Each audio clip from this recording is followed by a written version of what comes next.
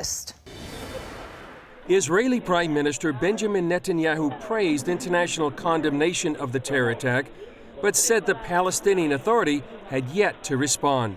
I heard with appreciation the strong condemnation from the leading capitals of the world for these despicable acts of murder, but I did not hear such a condemnation from the Palestinian Authority. For the first time since the current wave of terror attacks began last fall, the UN Security Council condemned, in the strongest terms, the Palestinian terror shooting in Tel Aviv that left 4 dead and more than a dozen wounded. The Council said those responsible for these killings should be held accountable. Any acts of terrorism are criminal and unjustifiable, regardless of their motivation, wherever, whenever, and by whomsoever committed. Israeli police were out en masse in Jerusalem during prayers on the Temple Mount on the first Friday of Ramadan.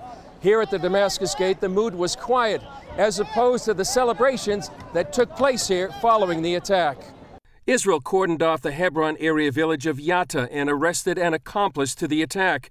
In this video released by the IDF, soldiers are searching the home of one of the terrorists.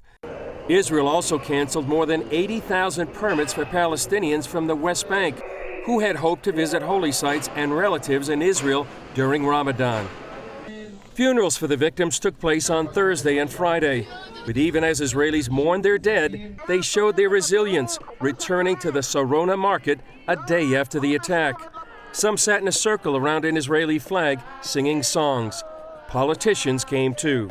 These were not terrorists in brackets. These were terrorists who came to kill citizens and frighten Israelis and try to break their life cycle. And that's why we are here in Sarona, to show that life continues as usual and we will not give up and we will never be deterred by terror.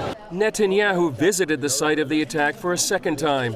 Surrounded by incredible security, Netanyahu met the owners of the restaurant and sipped coffee in the trendy Sarona market.